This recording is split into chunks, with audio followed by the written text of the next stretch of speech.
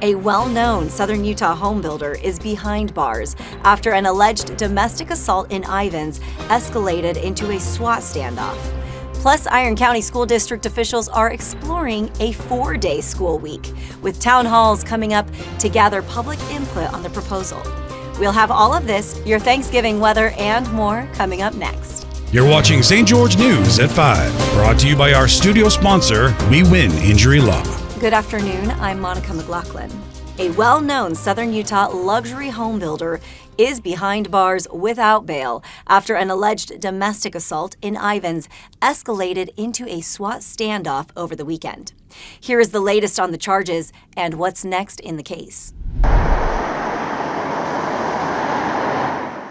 A Southern Utah homebuilder was arrested following a standoff with police in Ivins, according to charging documents filed in court. Carrie Evan Blake has been charged with aggravated assault and other misdemeanors after a SWAT team was called to assist in an arrest early Sunday morning. Blake and his wife own C. Blake Homes and Design, an award-winning company with several houses showcased recently in the annual Parade of Homes. On Monday, the Washington County Attorney's Office filed formal charges and Blake made an initial appearance later that day. A bail review hearing has been scheduled to take place at 5th District Court on December 4th. Until then, Blake is being held at the Purgatory Correctional Facility without bail. Iron County School District officials are considering a move to a 4-day school week, which would mean no classes on Fridays and slightly longer school days, Monday through Thursday. Town hall meetings are scheduled at all 3 district high schools on December 2nd to gather public input, with a district-wide employee meeting set for December 5th.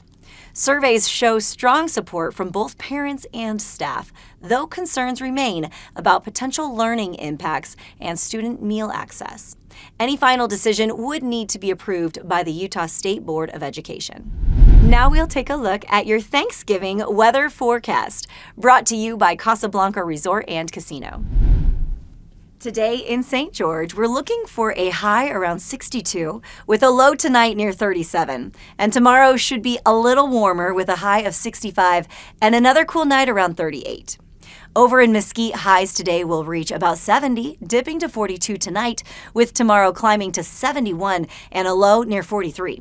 And in Cedar City, it'll be cooler, topping out at 53 today with a low of 31 tonight, and tomorrow warming a bit to 57 with a low around 34. This Thanksgiving, we'll see mostly clear skies and mild conditions across the region, with crisp evenings and a calm, pleasant day for family gatherings and any outdoor plans. Circle's St. George location marked 5 years of providing a safe, supportive space for LGBTQ+ youth, celebrating its ongoing mission to foster connection and well-being. Here is Stockton Myers with more on the milestone and the impact it had on the community. It's been 5 years since Encircle opened its St. George location, and leaders behind the organization say the mission is still the same. Help the LGBTQ+ youth learn to love themselves and enjoy life. Several speakers were present at the celebration, along with a musical performance from E.J. Michaels, who was featured on Season 23 of The Voice. Julie Benson, the program director for Encircle's St. George location, says Encircle is meant to help fight the high suicide rate among the LGBTQ+ youth in southern Utah. Those kids are at highest risk for suicide and self-harm here in Utah. This is a safe space, so we offer free programming. We're a nonprofit, right? So we offer free programs to break that cycle of isolation so kids can make friends. Our young adults can get to know some other kids too, especially if they're over here in the college feeling so isolated. Alex Cutini, the CEO of Encircle, was also present at the event. Cutini told St. George News that Encircle is meant to be a place where youth can be themselves and hopefully make some friends that will last a lifetime. We have this beautiful motto, which is no sides, only love.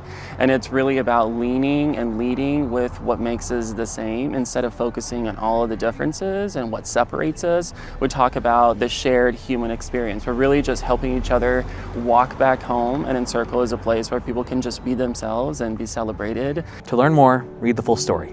A driver attempting to cross 3 lanes of traffic on Bluff Street triggered a 3-car crash that sent one person to the hospital. For details on what led to the collision and the citation that followed, let's go back to Stockton Myers. I'm here at 200 North Bluff Street, where 3 vehicles were involved in what officers describe as a T-bone style crash. Now, 2 of the drivers walked away without injury, but one driver was taken to St. George Regional Hospital as a precaution.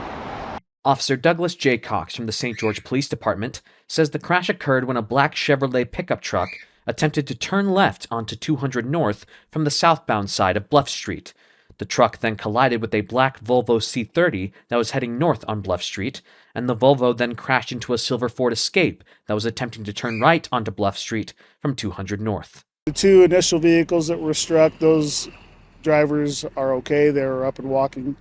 No injuries that they could point out to me.